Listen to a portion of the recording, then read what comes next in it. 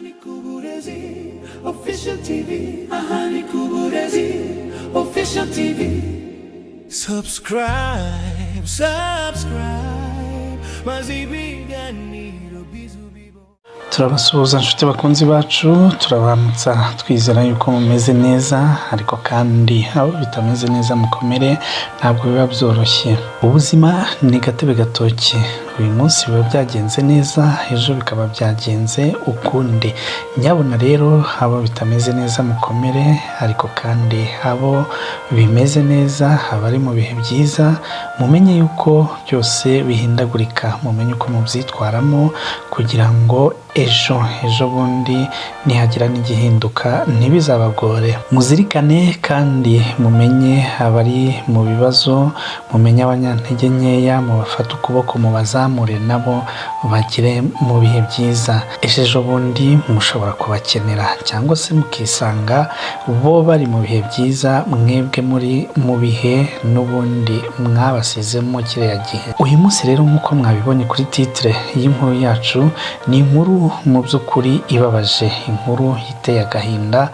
Ni inkuru y'umunyarwandakazi uri mu gihugu cya Malawi uherutse kwica umugabo we, hanyuma akaza guhunga ubutabera, ariko nyuma aza gufatwa acirwa urubanza. Turagira ngo rero muyikurikirane muhereye ku ntango kugera ku musozo, kugira ngo muze kubasha gukuramo amasomo amwe n'amwe ajyanye n'uburyo abantu mu by'ukuri bakwiye kubaho.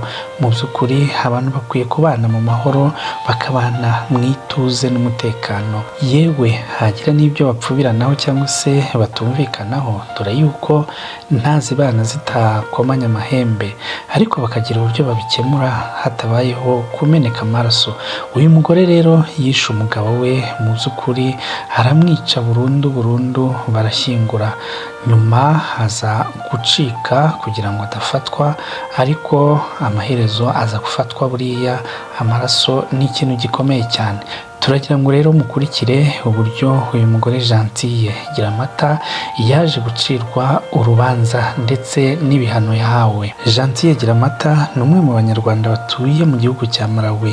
Nk'abandi bose yari afite ubuzima mu buryo busanzwe, akora imirimo bisanzwe. Umugabo we bari barubakanye yitwaga Emile Habimana, bakaba bari babanye nk'abandi bose bashakanye. Mu ntangiriro birashoboka ko bari babanye neza nk'ingo nyinshi, urukundo rwabo rushobora kuba rwaratangiranye ibyishimo, inzozi n'icyizere cy'ejo hazaza, ariko buhoro ibintu byatangiye kugenda bihinduka. N'ubundi mu kurambagizanya, mu guteretana, iyo abantu barambagizanya mu by'ukuri baba bizezanya ibitangaza. Umuntu aba abona undi ameze nk'umumarayika, akumva yuko ubuzima bwabo bwose buzaba paradizo. Ariko uko abantu bagenda babana, niko umuntu agenda yiyambura ya maskarade yagendaga akora, noneho rero akagenda agaragarira mugenzi we, amugaragariza ingeso yamuhishe. Rimwe na rimwe rero hari abananirwa kwihangana, birumvikana, ugasanga bakoze amahano, ariko mu by'ukuri ntabwo biba bikwiye rwose. Mu gihe mwashakanye mukundana, nta gahato kabayeho, muba mugomba nyine no kwihanganirana. Abantu ni abantu kandi turi ku isi ntabwo itana n'ibibazo, isi ntabwo itana n'abantu batari beza. Kandi nanone ku mpande zombi, yaba umugore cyangwa umugabo, nta bantu baba beza ngo bose babe beza parfaitement ijana, ntabwo bishoboka rwose. Niyo mpamvu umuntu aba agomba kwemera akihanganira intege nke za mugenzi we, akamenya uburyo amufata, akamenya uburyo amurwaza muri za ntege nkeya ze, bagasindagizanya iminsi ikicuma, ejo bundi bakisazira, bakitahira, bakagenda amahoro. Aba nabo rero nta gushidikanya buriya bashakanye bakundana, ariko buhoro ibintu nyine byatangiye kugenda bihinduka. Bageze aho rero binjira mu rwego rw'amakimbirane, umubano wabo ugenda uhura n'ibibazo.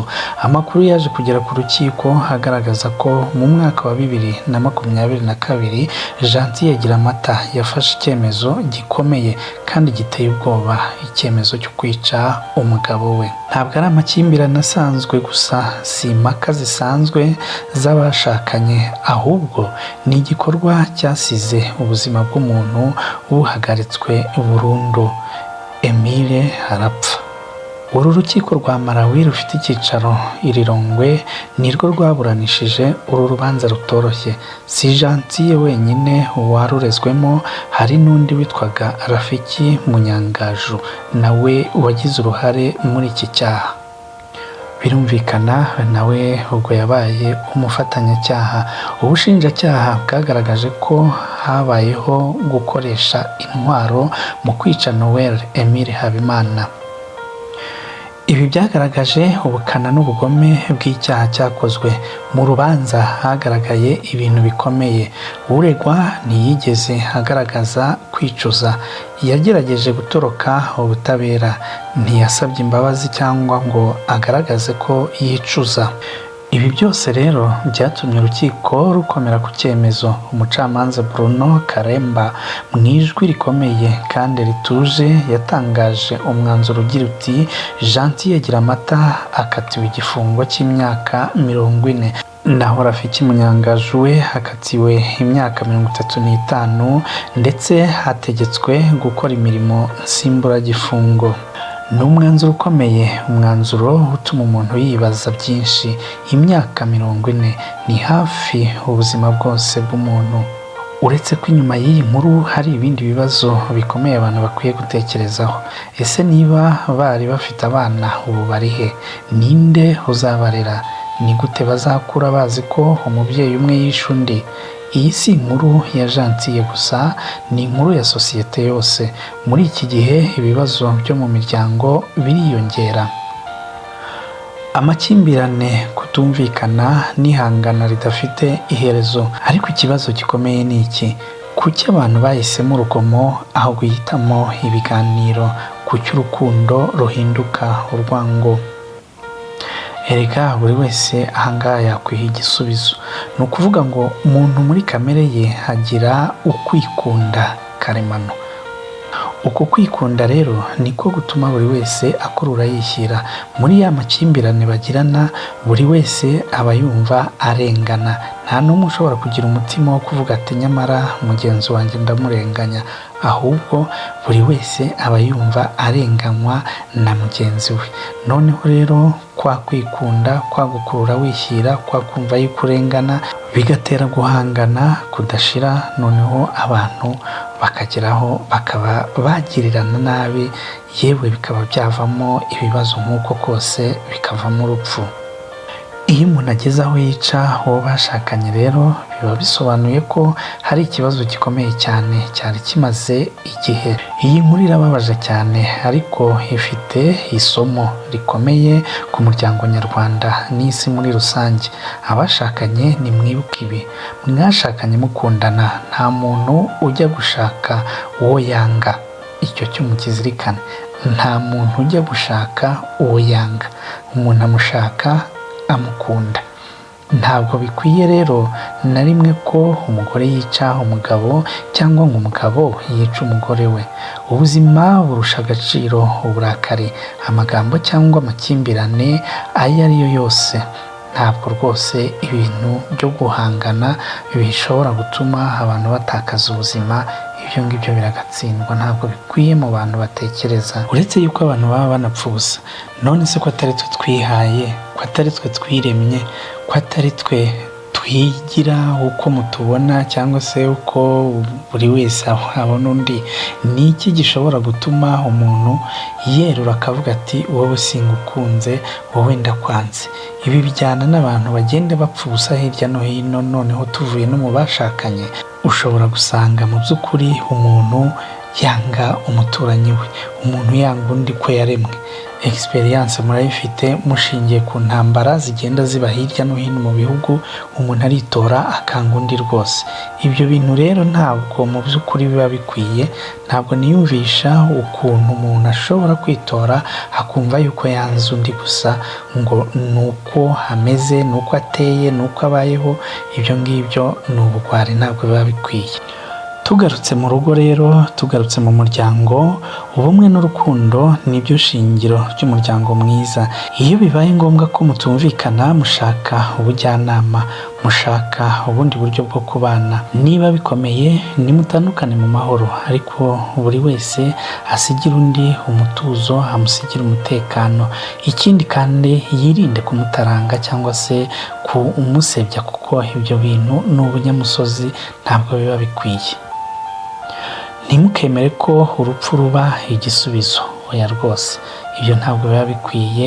Abantu biyahura ngo mu ngo byagenze gutya na gutya, abantu bafata imyanzuro idakwiye, mu by'ukuri ibyo bintu ntabwo biba bikwiye. Ni ukugerageza kwitsinda, ni ukugerageza gutsinda kamere kugira ngo mukure mu mitekerereze. Nibyo kuko ushobora kubabazwa n'ibyakubayeho mu rugo rwawe, ushobora guhangayikwa n'ibyakubayeho, ariko gufata umwanzuro wo kuzimya ubuzima bwabo bwawe cyangwa se bwa mugenzi wawe, ibyo ngibyo ni amafuti mabi cyane. None se reba uyu mugore gira amata agiye gufungwa imyaka 40, umugabo we yarapfuye. Niba hari abana basigaye bagiye gusigara mu by'ukuri mu buzima bugoye, ese hari icyo byunguye koko? Oya, nta na gitoya. Sosiyete yacu irarwaye, ariko umuti urahari. Umuti urahari, yewe n'urukingo rushobora kuboneka.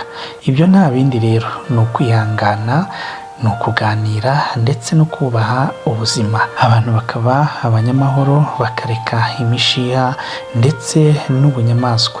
Iyi si inkuru yo kurebera gusa, ni indorerwamo y'ubuzima bwacu. Hitamo urukundo, kuko urwango rushobora gusenya ibyo wubatse imyaka yose mu kanya gato. Nshuti bakunzi bacu rero, amasomo yacu y'uyu munsi twayateguye dushingiye kuri iriya nkuru y'umunyarwandakazi wakoreye amahano mu mahanga akiyicira umugabo. Niba hari ibitekerezo cyangwa inama mwifuza gutanga ku bijyanye n'imibereho y'abashakanye muri iki gihe, mwabitangamo binyujije muri comments. Muduhe like, muduhe subscribe kugira ngo ibiganiro byose channel yanyu ishyize hanze bihite bibageraho. Mwari kumwe na Fidèle de Jesus, iyi ni Uburezi Official TV. Nimukomeze kugubwa neza, turabakunda cyane. Ciao ciao.